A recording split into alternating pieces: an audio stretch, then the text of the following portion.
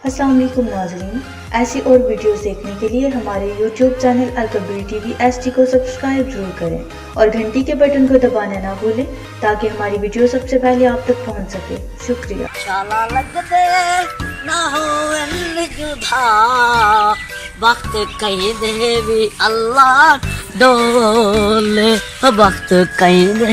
अस्सलाम वालेकुम नवाब साहब। ओ यार साड़ी एक फौत की मार गई है। हाँ यार और एमरजेंसी कफन सवावना है। भाईजान मैं सी दिन अगे इत्थे जितनी फौत की होंदियां सारियां मैं सींदा होना, कोई टेंशन नहीं भाईजान। इंशाल्लाह यार असा तू सिवाई कोई नहीं मैं लैंदा होंदा, मैं ना लई कदी नहीं यार। असा तुहाडे दुख के शामिल है, कोई मसला नहीं है, तू सब देख दियो।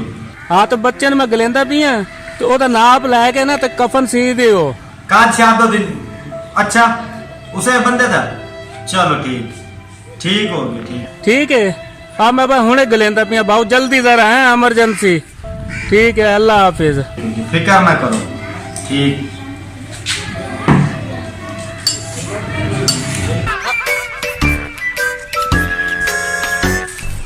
ओ नंबरदार ए घिदे में चिकने दा चोला मेरे यार दी शादी है मार साकिब सियाल मुजफ्फरगढ़ तू ए नाके के नंबरदार गंदे कपड़े पाई वदे चिकने दा चोला ते सिवेसा ते नाल तलो चिट्टी सुथन सिवेसा तू वेस्ट कोट पेसा ते मार साकिब ने पता लगे कि नंबरदार आए जिवें यार यारां दी शादियां सुहेने इन्ने सुहेसा मार साकिब सियाल दी शादी नंबरदार लगदे ना के ना यार सोने लगदे ने यारां दे नाल।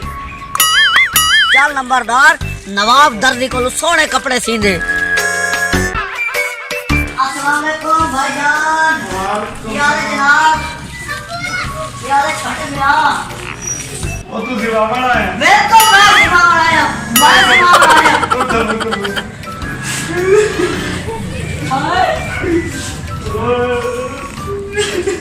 तो तू सिवावण मैं सिवावण आया।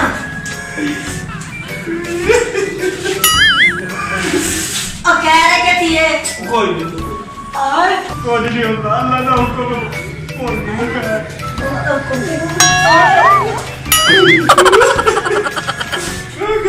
कोई नहीं होता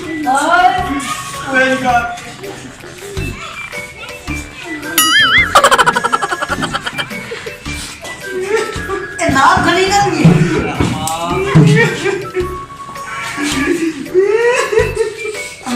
और रोना क्यों है? कोई नहीं होता, कोई नहीं कितनी को कोई नहीं टाल सकता। कोई नहीं होता, कोई नहीं होता। ओ बड़े आसाम बहुत आप लमन दे ओ अबे कोई नहीं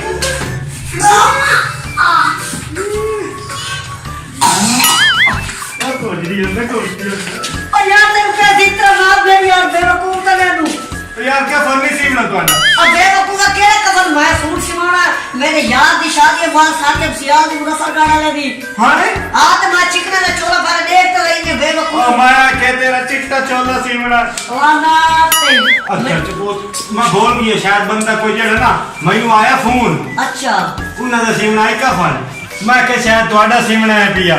और नहीं बेवकूफा मैं कपड़े सिवावड़ा है और चिकने का चोला है। ओ यार मैं तेरा सी दे ठीक है ना तू तो बंदा चबा लेने से मैं सूट डाल कर दो यार ओ गाल तो नहीं मेरा ग्राहक मेरा पुत्र देख क्यों तू तो बंदा चबा लेने से मैं सूट डाल कर दो यार ओ गाल तो नहीं मेरा ग्राहक मेरा पुत्र देख क्यों नहीं भाई चिस्ता ए नवाब की दुकान तक तू है तू मामा लग रही है नहीं मैं सिर्फ कपड़े बहुत बड़ा मैं तो खूब बगा यार मैं तेरे कपड़े सीमने तई मैं दपिया एक साहब सामने जितना नाम दे बंदा रे मेरी ये तू गंदा क्यों है? तू ना जितना नाम ये तल्ले अरे तेरे पियर आ गए चोला ला हाय ओ चोला ला वजा नाप नहीं देवनी नाम इंजे नहीं कहते जी ना को जी नहीं ਹੁੰਦਾ तू ला तो सही चोला तो ला हाय ला तो सही मैं तेरी नाप लेना हाय फिटिंग नवा फैशन करना एजन ठीक है तल्ले करे हाय ओ खलो ओ तू किधर तल्ले सीधा ही लगता ना ला करो आई छे उतार का ਇੱਥੇ ਇਹ ਠੀਕ ਹੈ ਆ ਯਾਰ ਇਤੋਂ ਨਾਮ ਦੇ ਤੂੰ ਤਾਂ ਕੀ ਮਕਸਦ ਬਣ ਗਏ ਤੇ ਮੋੜੀ ਤੂੰ ਜਿੰਨਾ ਦਾ ਕਪੜਾ ਬਾਜ ਹੋਈ ਸੀ ਤੇ ਬੱਚਨ ਨੇ ਮੇਰਾ ਬਾਬਾ ਹਟਾ ਛੋੜਾ ਚਲੋ ਠੀਕ ਹੈ ਹਾਂ ਓਏ ਸਿੱਧਾ ਤਾਂ ਉਹ ਖਲੋ ओ यार तू बेवकूफ करे यार जिंदरा ना भेज एन कारण का तू बे चमक यार को जिनी होता है के दर्द भी बनाया क्या है फिटिंग नहीं होगी फिटिंग नहीं करानी नहीं कराने फिर यार को डाले पे कराना समाज के शरीर भर देना कपड़ा चल पड़ा बेवकूफ ना होता था ओए नहीं सिवाना बात यार तू कपड़े नहीं सिवा में हां नहीं सिवा में मेरे दिमाग में चल चोला पा के मैं मार दे तुक्का नहीं सिवाना तू चल ओ, एक तेरी सूटेगा पकड़ सिवाना मैं चल ओ बालन दा क्या दिया तुम तई मैं आराम ना रहा था कपड़े सिवा ला ओ अपनी तबीयत अच्छी है ते बोले मैंने सिवाना मैं बेवकूफ ही नहीं ओ जिनी होंदा किसे पूछ से बुआ है तेरी ये सिवाना चल ओ हिको आएगा के ते ओ लानत पवस रोस गया ना कफा ना लाया ते ना शादी वाला सिवाइंदा